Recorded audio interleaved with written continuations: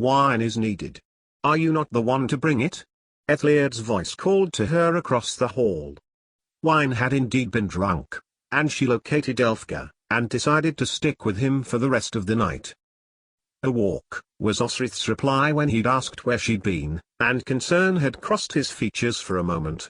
From one of the tables near the doors to the kitchen a flagon, freshly filled, stood waiting to be poured.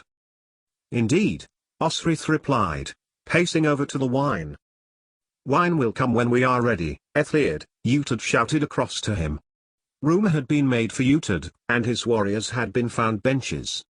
When she brought it, Osrith caught him glaring at the Lord of Mercia as she poured it.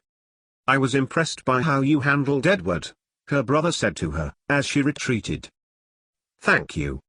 That was praise enough. To be praised by a lord before other lords. It did not touch her as it should, though. He was her brother, and Osrith wondered now as she had wondered earlier that day that she did not feel the surge of happiness she thought she would feel when her brother spoke to her, nor even when praising her for her warrior skill. She caught Finan's eye as she turned, and returned to guard duty near the door. He hates him, Elfrith hissed, as Uthed turned on Alfred's new son-in-law. He is his cousin. His aunt married the Lord Uthed's father, moving to God knows where, up in the north. Interesting, Osrith murmured, as her mind raced. This, she didn't know, not of their father's first wife. Which made Uthed part Mercian, as she, Osrith, was part British, of Cumbraland. An hour went by, as Elfrith regaled her with different alliances and feuds amongst the lords, until night began to chase the day into the western sky, a line of orange-red underlining the horizon in its vividity. You need to go on duty at the gates, Miral told her, tapping her on the shoulder. Godwin and Held are there, and they need watching. One of them is bound to try to go to sleep. He lowered his head to Osrith's ear. If they aren't trained when the Lord Odo is ready to leave, well, they'd just better be. Osrith felt herself nodding. It would be shameful of them all. If they were asleep, a bucket of cold water would be the least of their worries. If Miral found out, garderobe duty for the next fortnight would clear their minds. Yet, the darkness brought a chill to her body that was nothing to do with the soft dusk air. I am not with the Etheling, she willed. Her eye drifted over to Edward, who was busy engaged in a discussion with one of the Mercian lords. Steepo is to guard him for the moment. Some of the Wessex guards are sick and we are covering more than one duty. So to it, up the ladders. He took a glance contemptuously at the flagon being replaced by one of the maids on the table beside her. No more bloody wine pouring, it is demeaning for a soldier. Sick, Osrith whispered to herself as she got outside. That was a new name for it. Out-celebrating promotions or redesignations to other armies. Consoling one another for being passed over for promotion. Contrary to Miral's expectations, Caod was one end of the parapet overlooking Winchester's city square, chatting quietly to Godwin, who was at the other. Perhaps they were pleased they were being trusted to be going to Devonshire with the Lord Odo. It was a cushy role. After all, little happened in the country, and when it did, it happened in a slow and sedate manner. If they were unlucky, they might be posted with guard to the northern coast to guard from raiders, or to the very south to liaise with traders from Cornwall, their neighbouring kingdom, though it was meant to be part of Wessex now, or from Francia, bringing wine and cloth, to sell for copper, tin, wool and stone. What's in the bucket, Osrith? asked Caod, when he saw the bucket in her hand. Osrith grinned. To wake up guards asleep on duty, she retorted. Who would blame us? Godwin answered back, cheekily. Anyone who might attack Winchester are in there, drinking. Are you telling me there are Northmen in the palace? Osrith was enjoying herself. The look of confusion passed over Godwin's young face for a moment, and then he looked terrified as she bore down on him. Are you telling me you are derelict in your duty, Godwin, that you have allowed enemies of the king into palace? Who would creep up on the palace tonight? Caod answered back, hands on his hips. On an important night like tonight? He yelped when he got soaked in the cold well water that Osrith had brought with her. A king was anointed the night I jumped from a parapet not much higher than this one. Osrith growled back, bearing down on him. the king, anointed, and his so-called allies, creeping up to the monastery. Doesn't sound very likely. Godwin was in the mood to try to out-argue Osrith and back up his friend by sneering at her, but found himself pinned up against the wooden bars of the railings by Osrith's right arm, her left hand raised to thump him. "Doubt me, do you?" she snarled in his face. I jumped. My best friend jumped. Her heart beat hard as she remembered Tag taking on two of them. We disarmed them. Oh yeah? And that's why Hayard ended up with the punch that had been intended for Godwin. "You haven't lived, little pups," she shouted. "You." Osrith backed away from Godwin as she hauled Hayard to his feet. Those allies did indeed turn out to be enemies. No honest person creeps up to their friend's celebration. So, she pushed him towards the railings, nearly making him topple over. "Stay there, and you," she hauled Godwin to the other end. "There. Now, until you are relieved, don't answer me back. Or I will personally ask to replace you in the Lord Odder's guard. I could do the work of both of you and still have time to spare."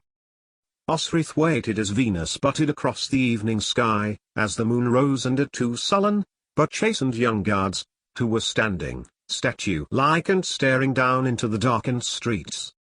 They had no idea, down here, none. No clue of life other than a soft life. Where her heart soared with the Sigh-inhabited lands in Albo and Irian, there was nothing here, just chalk softened water and fertile soils. Even the Britons hadn't put up much of a fight, it seemed, when the West Saxons had settled here. At least Henogled had challenged, and had kept on challenging Bernicia and Dirria, settled as they had been by the Saxons of Lincolnshire, her ancestor, Ida, having beat a path north for land, for whatever reason. Which was why her namesake had sent to be no buried her uncle, Saint Oswald, at Bardney. Leofstan, a guard understeeper, came to relieve her as the night grew heavier, and she descended the steps to the courtyard, leaving the two young guards, silent and fixed, for him to deal with. The celebrations were continuing in the hall, and she headed to it. Food was still being sent, and as she drew nearer, she could see many of the guests still drinking and eating. Was Edward still there? Surely he had gone to his bed by now. But she never got as far as the door to find out. Ethelwold, who had watched her progress from the ramparts, took her by the shoulder. "Ah, their warrior witch," he slurred, as he backed her into one of the hall's hard walls. If he hadn't been drunk before, the king's nephew had certainly made up for it now. "Continue to say it, Lord Ethelwold, and you may not wake up." Osrith, who had been growing resentful as she had brought to mind Alba, was in no mood to be equanimitable. "Are you not supposed to be with my cousin?" He pushed her back harder, gripping her right hand, so that she could not reach for Buey. "Ethelfled? Hasn't she gone to her bed by now?" She was provoking him, and at that moment, Osrith didn't care. "The little whelp of a shit who Alfred is raising to be the next king, to take my place." His breath stank and Osrith tried to turn away, but Ethelwold forced her chin back to his own leering face. Osrith was expecting the press of his body and was ready to knee him in the balls, but a lightless came to his body and he was hauled away. "Ethelwold, he is just trying to do her job. All right, there's a good fella." Behind him, Finan had both hands on the nobleman's shoulders. But Ethelwold wasn't finished yet.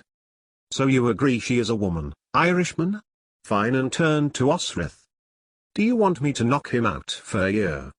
he asked, squeezing Ethelwold's shoulders, and the man winced in pain. "Not tonight," Osrith replied, glaring back at Ethelwold, holding her head back to the wall, as she relaxed her neck muscles. Her next move was to have been head-butting Ethelwold in the nose. No one wouldn't have believed he hadn't fallen, the state he was in. Instead, Ethelwold leered at Osrith and was promptly sick all down himself and over the flagstones. Osrith stepped to one side. "Morantain," Osrith said, as Ethelwold stalked away. Finan nodded his head at her and turned. "Ze Urbetha," he replied, "Calig.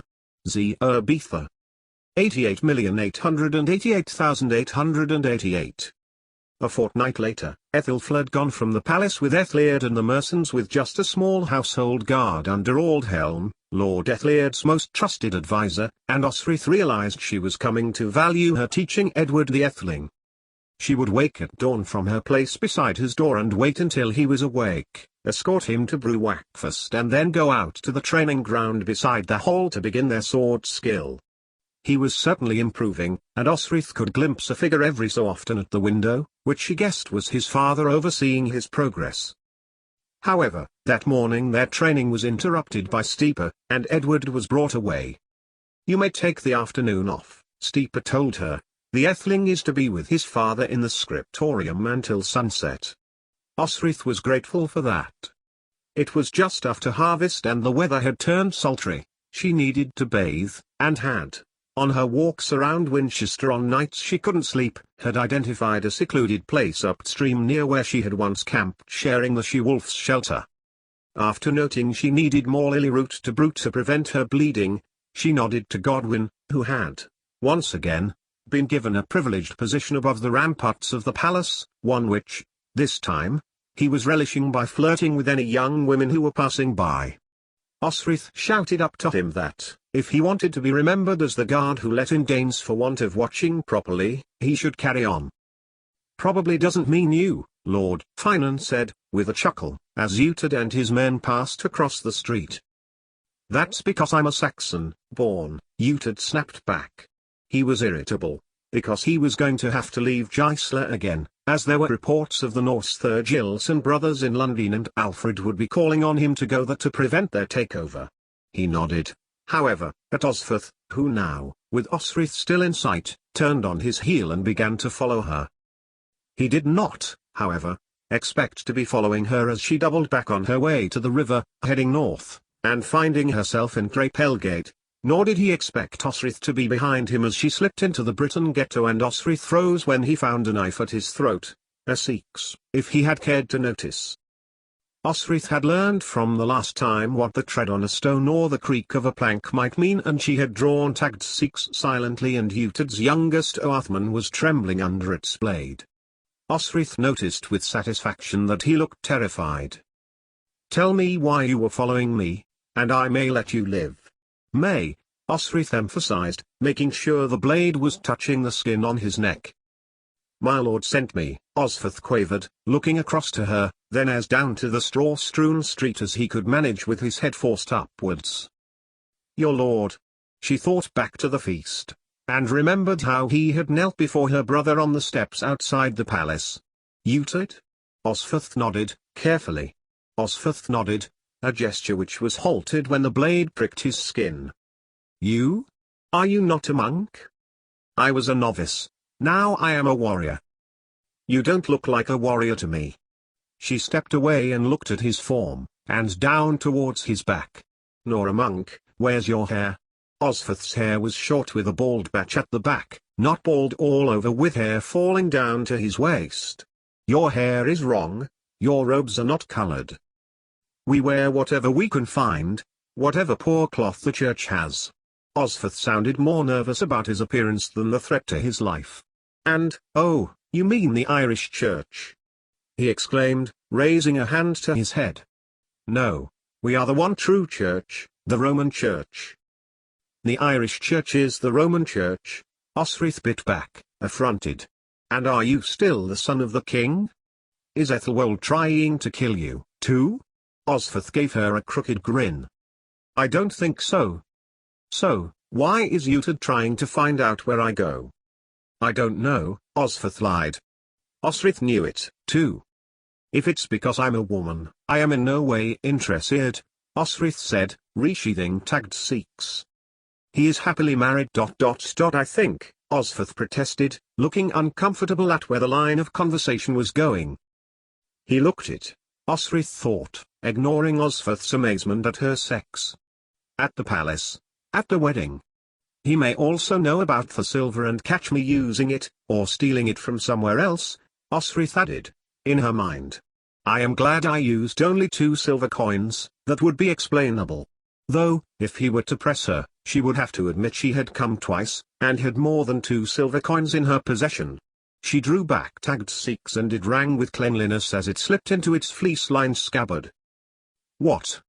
she snapped, suddenly, when she realized Osferth was gaping at her. "You are a woman?" he asked, amazed. Is that what he wanted to know? Is that what the Lord Uterd wanted to know? Because I am almost certain he knows me TB. Osferth clammed up and took a step back from her, nearly tripping over a young British child who was playing with a stick. I don't know to see where you went, I think. What are you going to tell him? I didn't see you, Osferth stammered. Osferth put her hands on her hips. We both know that's a lie, he wouldn't have had me followed otherwise, and he will know. Osferth managed. The Sikhs had appeared again in her hand. Then she let go. What had he wanted to join her brother for, anyway? He didn't look much like a warrior, he had a sword but made no attempt to use it. Was this mission a way of testing him? What's your name? Osferth asked. Brother Osferth, he stammered. Warrior Osferth, now, really? And, is the king really your father? Warrior Osferth nodded. Tell me why you wanted to be a warrior, with the Lord Uterd, Osferth demanded, her voice sharp and loud. Why him? Because, Osferth replied, not looking at her, my uncle, Leofric, was his dearest friend. My mother sent me to a monastery because the king commanded it. And now my brother is trying to rile the king for his own amusement by taking you on and trying to make you into a warrior, the most unlikely candidate for warriorship in the history of the world. Even Undrahat tried to wield a sword at the Battle of Doir and had caused damage to a good few Norse before his demise. Osferth's heart softened a little. And you will tell Uterd, what of me? Osferth just stared at her, shaking his head slightly but did not reply. Good move, Osferth thought. For he probably watched me fighting, and would know I could discover whatever he would tell Uterd. And if he told her he would be saying nothing, Osferth knew she would discover if he had not. Osferth took a step towards Osferth, and he flinched. She made an attempt to smile what was, she hoped, a reassuring smile. Tell him the truth, say I went to the Britons for medicine. Osferth corrected his story, I fought you, I got away. Osferth nodded in agreement, and flinched as Osferth withdrew Buet. He took up his own sword as she nodded to him. Hold your sword closer to you and swing from your shoulder, she counseled. You will find it easier. He swung it, and Osferth nodded, before striking her own sword at his. Osferth cringed, and remained crunched up even when Osferth put Buet away. The Lord Uterd will not believe your sword was used unless you have a mark or two on it, she advised. Look, Buet is away. Buet? As he slowly put his own sword back in its scabbard, he repeated the name of hers. It means victory. I was asked to name it before a king. I won it, in a fight. Osferth glanced down, admiringly at the weapon. It is a good name, she has not betrayed me yet. Good day to you, lady, Osferth said, dipping his head as if Osferth really was a lady. A couple of older British children laughed. Warrior, she corrected. I am no lady, believe me. Osferth nodded again, and then he turned and strode away, towards the river. Osferth's hand patted Buet's scabbard, and then she climbed up onto the nearest part of the wall, and watched him pass down towards the river then turn west and head towards the city. At least that part was true, Osferth thought. And then she clambered down again and went in search of the British healer. Allah had the lily root and she imbibed a steeping of it there and then. It tasted different compared to that prepared by poor Barkindanotta. It would reduce her monthly blood to practically nothing, and reduce the burden in her bag brought with her and still hidden in the stables by 3 silver coins. Even to improve her sword had not cost that much. But the Britons risked a great deal to bring medicines to the Saxons and they, in turn, chose to ignore the Britons' existence. More silver was offered, and taken, for more next month, and Osferth, too, was soon beyond Crapelgate and back down to the streets to Winchester's city centre. And who should be walking the other way, with a boy and girl in hand, but her sister-in-law. 88,888,888. While her desire to make herself known to her brother had ebbed to practically nothing, Osrith's interest in Gisela was keen. On the occasions she had taken Utid silver, she had lingered to watch for a few moments and had been rewarded with the intimate picture of her brother's life, that with his wife, on whom he clearly loved, even after 2 children, and his son and his daughter. Her niece and nephew, Osrith told herself. And, as he had had a brief conversation to Finan on one of those nights when she had been where usually cats and dogs slept, it was clear that, first of all, Bibbenberg was his clear motive, and second, that his children were treasured by their father.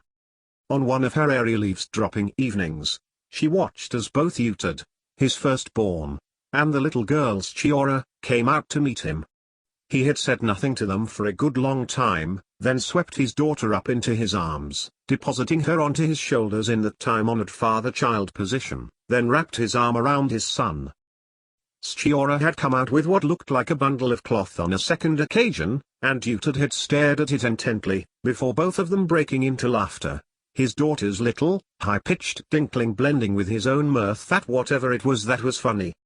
As she headed back to the palace, to see if she was still needed that day, or if she could take more leave, to bathe in the Itchen was Osrith's plan, she smiled at Gisela, who was being followed by 2 maids, close behind both children. Gisela smiled in return at Osrith's pleasantry, and it took a couple of heartbeats until the little party had rounded the next corner, for Osrith to climb the nearest roof, much to the annoyance of a butcher plying his trade from the front of his shop, and trod softly across the eastern row of shops until she watched them, too, disappear in the direction of Krapel Gate. Well, they were Danish pagans, after all, Osrith thought, scrambling down to street level and strode towards the palace. And hadn't Beatha on the beach at Doia explained that the Danish beliefs and those of the Britons were far more similar to one another than ever Christian belief was to either. Unfortunately, Osrith was needed with Edward, who had been instructed to practice his sword skill, and so they headed out into the courtyard, Edward holding his blade high, as Osrith had taught him. Though he may have many other half-brothers, it was strange, Osrith thought, that his elder brother was now Utid's newest warrior. "Tell me a story," Edward begged Osrith that night, when she thought he was just about to go to sleep. "Do you know any?" "I know many," Osrith sighed, wearily. "One of kings? What can you tell me of kings where you come from?" "Kings where I come from," Osrith thought, and thought again of Domhnall and of Flansinna. "I read a story once that is very good," Osrith proposed. It had been in one of the Scriptrotium books in the monastery at Doia.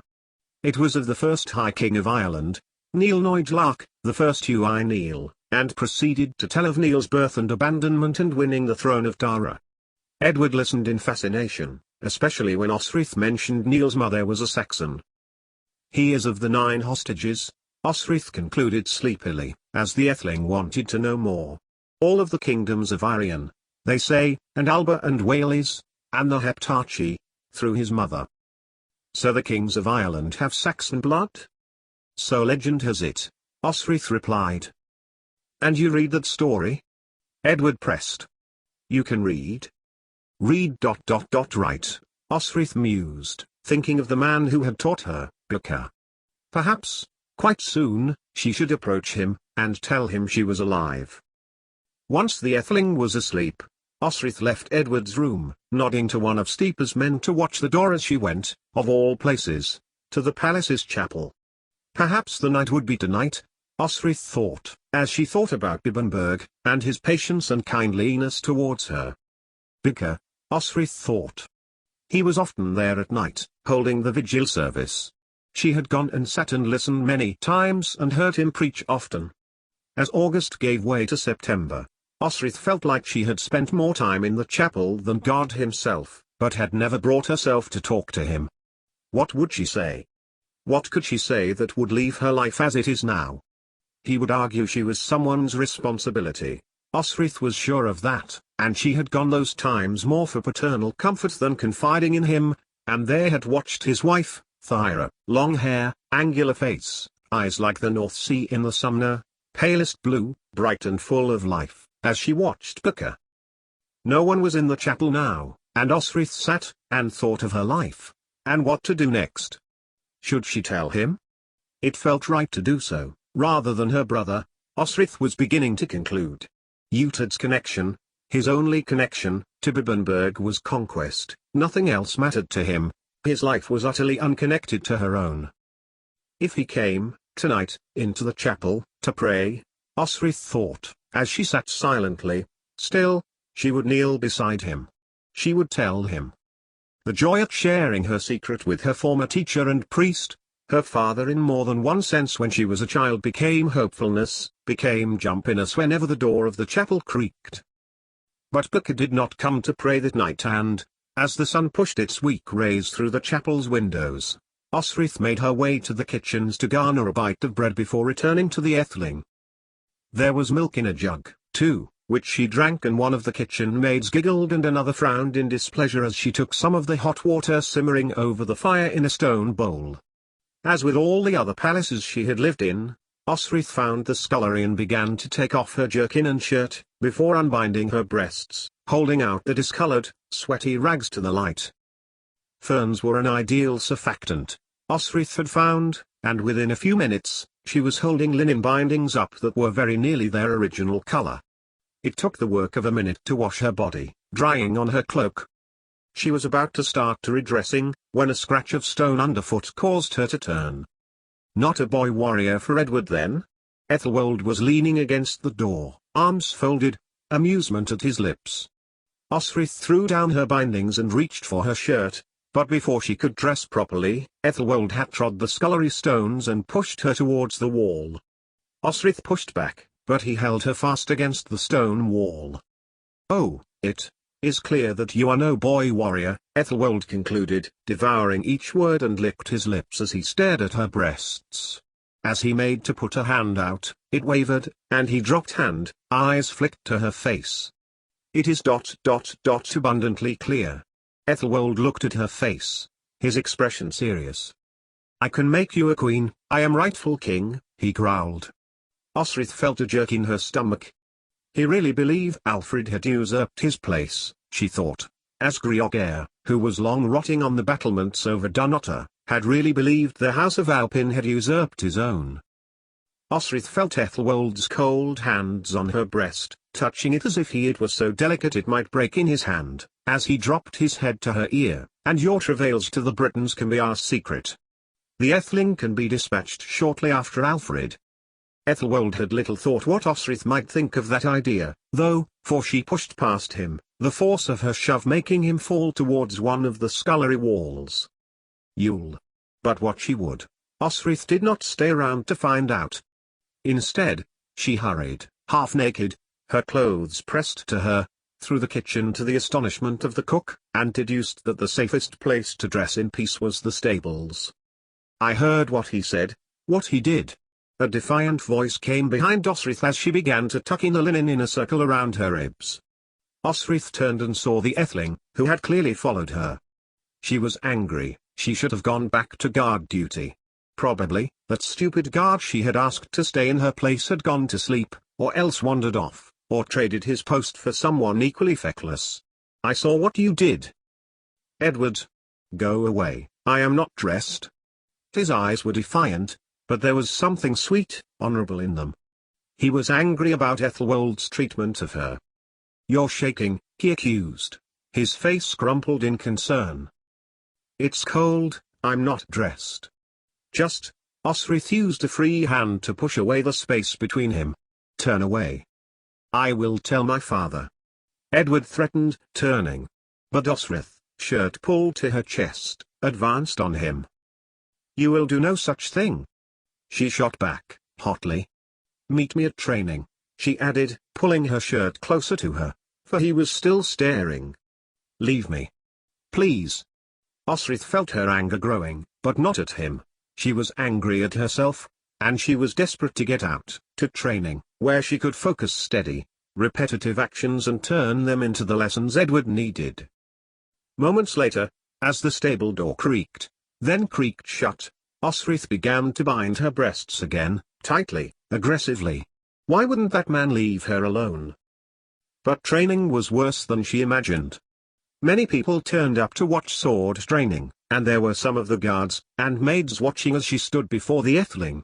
Amongst them, she could see Ethelwold, who fixed his eyes on her and made his way to one of the stone walls, lounging on it, conspicuously. He leered at Osrith, and threw unhelpful comments at Edward when he made a mistake, only stopping when Steeper advanced to stand beside him. They stopped, just before midday, while Steeper gave Edward praise for his work and where he needed to improve. Many of the spectators drifted away and Osrith fell away and stood by the armory door.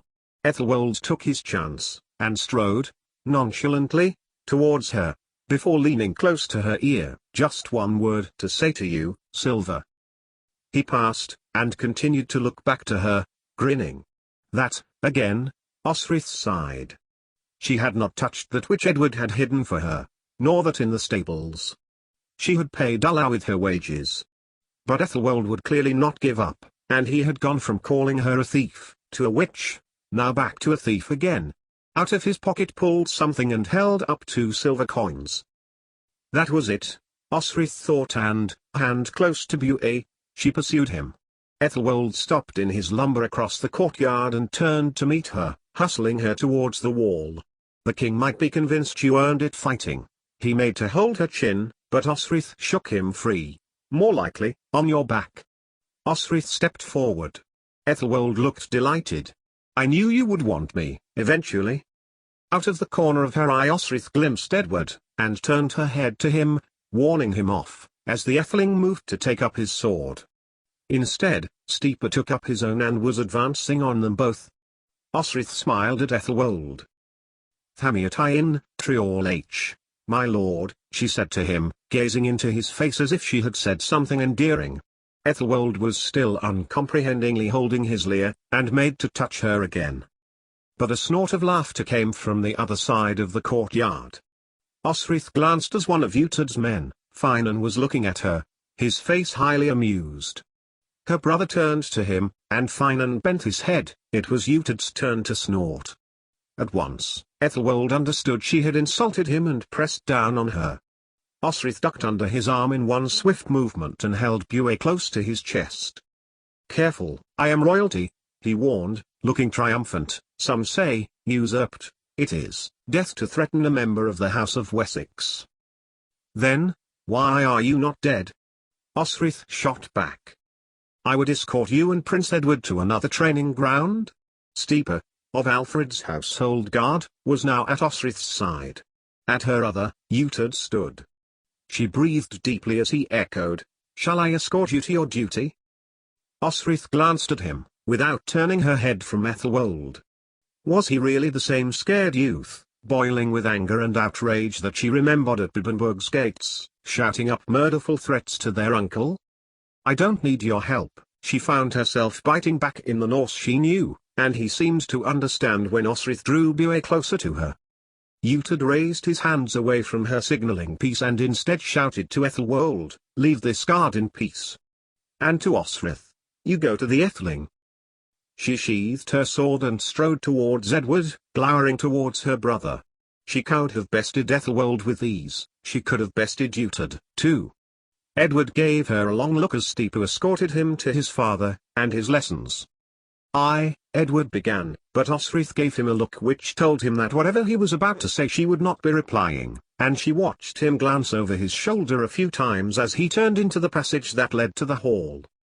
Making to go armory for her duties that afternoon, Osrith heard footsteps behind her, but Finan's voice came before she had decided to reach for tagged Sikhs. "I know it is an insult," he counseled her, when she stopped and folded her arms. He smiled, and nodded towards the courtyard. "Best to leave him. He can be one shifty bastard." "Ethelwold or Utud?"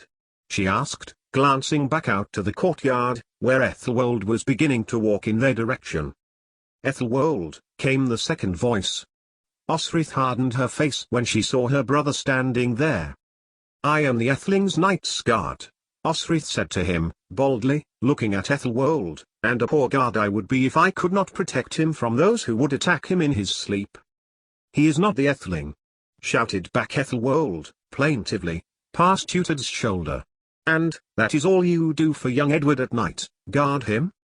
Osrith felt her face harden, muscle memory reaching for tagged seeks again as visions of fumblings, Constantine tricking her into what he wanted, filled her head.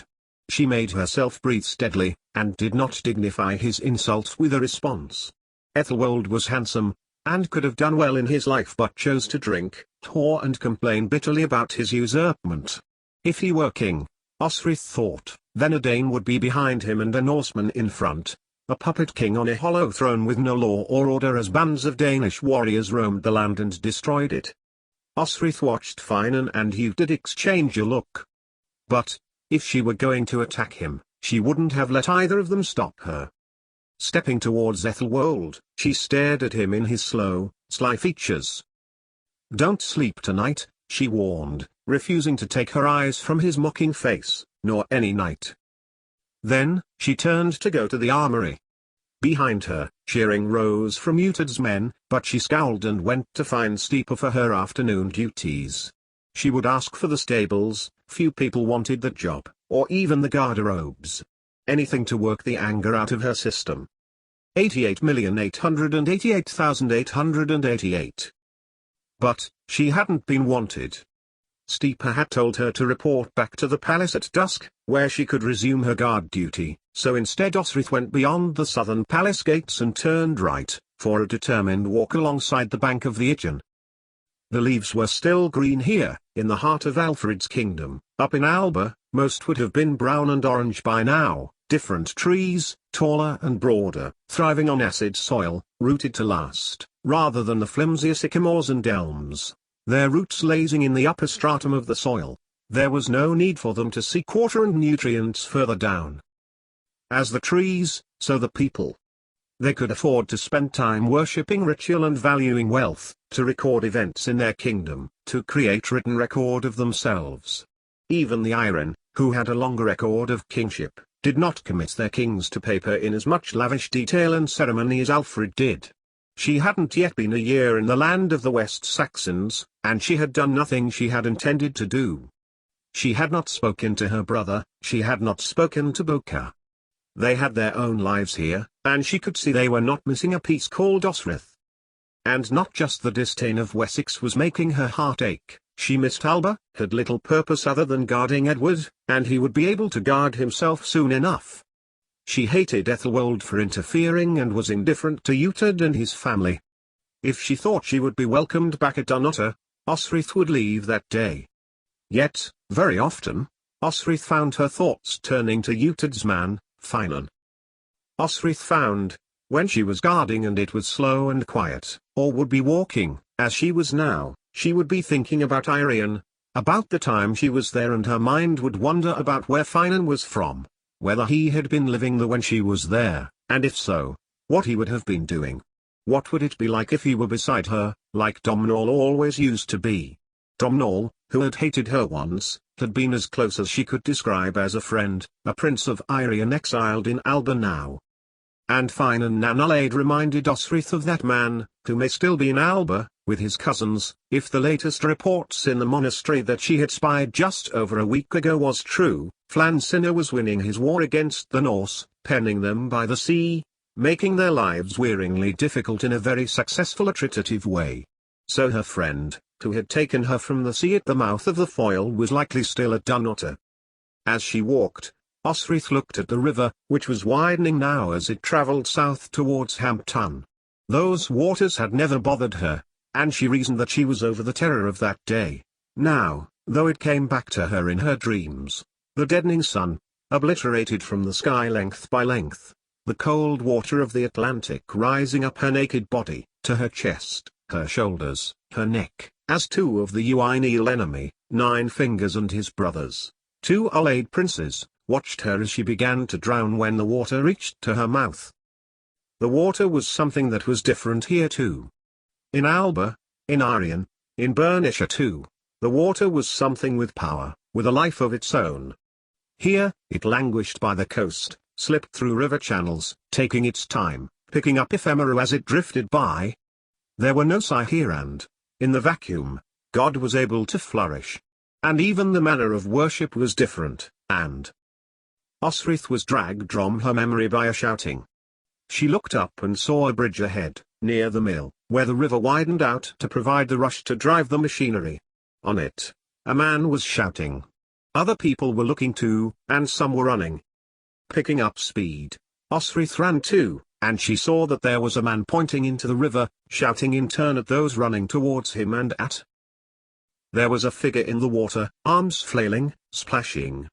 Osrith ran on, hearing the words around her. He fell in. He was leaning too far. He can't swim. Then Osrith heard words which chilled her heart. From the crush of people now gathered, dithering over what to do, a voice came, "It's Prince Edward. He can't swim." And there he was, blonde hair bobbing on the surface as he struggled in the water. "Go. Go," urged Osrith, as she pulled off her jerkin, pulled off her belt, buoy and tagged seeks clattering on the chalk rocks that stuck out unevenly by the path beside the river. It had to be her, and it would take some time after for her to realize the glaring error in the logic there. Cold water chilled her legs as she pressed on through the waterweed which was threatening to pull her down. That was likely the hazard there, and the boy was probably being pulled down by the submarine entanglements. To her right, on the opposite bank, she saw more people, and amongst them, Steeper. Clearly the news had reached the palace and the head of Alfred's guard had come running. He was shouting to Osrith, but she could not hear, would not hear as she focused on the Etheling in front of her. She forked herself on, despite the rising terror in her body, as the water filled her head, reminding her that the water goddess was in league with the allied princes to drown her. Had Wakilt whispered to the water here, to lull it to sleep, only to make it pounce on the unsuspecting? Huh? The Etheling? The man splashing into the water now? The river was deeper and had a stronger current than Osrith had anticipated. That was true. Beside her, more people crowded, and if she had the attention to listen, she would hear Miral bearing out his anger at being left behind and not being able to go home to his beloved Merciu at the situation, shouting at her stupidity, and everyone's foolishness. Guards were now in the water, they too devoid of armor. But Osrith was closer. No one could swim in their weeds and the struggling of the boy was now becoming frantic. He was losing strength, and soon he would be pulled under the water, and suffer the fate she had nearly endured. Osrith pressed on, oblivious to Utad and his men on the western bank now, and Steeper told him the situation. If the boy gives in now, he will be dragged under and into the mill pond, into the wheels and be crushed to death. Or her, Finan observed, as Osrith's going was by no means confident, as she plunged with difficulty to the child. But, difficulty or no, Edward was her charge, and whatever had brought him to here, Osrith was absolutely determined to do the duty she had sworn to do. More commotion on the bank drew more people, and Miral ordered more guard into the river. "Who is the child?" Utad asked of Steeper, and was astonished to be told it was the son of the king. "The Etheling?" Steeper nodded. "I came immediately," he replied, "but I cannot swim." But Utad shook his head. "Who said it was Edward?" Utad demanded, as he shook Steeper by the shoulder. The hugely built man turned back to him, and shrugged. "Edward is in his father's scriptorium, with Father Bicker going over Latin." "It is the Etheling," Steeper replied, stubbornly, but glared at Finan when he took the path of logic. "How can Prince Edward be here, drowning, big man, and also learning God's Latin?" "He can't," Steeper admitted, after a pause, and then pushed past some of the people who had crowded before him, and watched the impossible. The impossible. Osrith was within arm's reach of the Etheling. The boy was slowing his movements now, and it looked like he was in real trouble. He wasn't the only one. "What's she doing?" Elfrith asked, of Elfgar, who were being held back from entering the water by Miral. "What? Don't you remember, in Exancity? When we went to the shore and Miral ordered us all into the river to wash, but no matter what he did, Osrith would not." "What?" "She can't swim," Elfrith concluded, and the word got around to the people around them. "She can't swim," Utad repeated. "Sweet Mother of God!" Finan exclaimed, and it took a moment for Utad to realize what his right-hand man was doing until Soul Stealer was thrown to his feet and Finan had pushed his way into the river too. But Utad had a hand on his shoulder. Why? To right a wrong, long ago. To her? To someone, Finan replied, his voice cracking at the memory. To a child we left to die, cowards that we were. Utad could not bring himself to ask more, as his friend's face, so grave as it was, made him fall back, and he watched Finan attempt to right his wrong, doing far better, it seemed, than Steeper's men, who had entered several minutes before him. The impossible, Osrith thought, as she got to Edward's shoulder. But it was at that point, she realized how wrong she was. For the boy who so resembled her charge turned at that moment, giving her a laugh, and began to swim away, as sprightly as a minnow in the river's cold water, but not before pushing her under with a hand to her shoulder.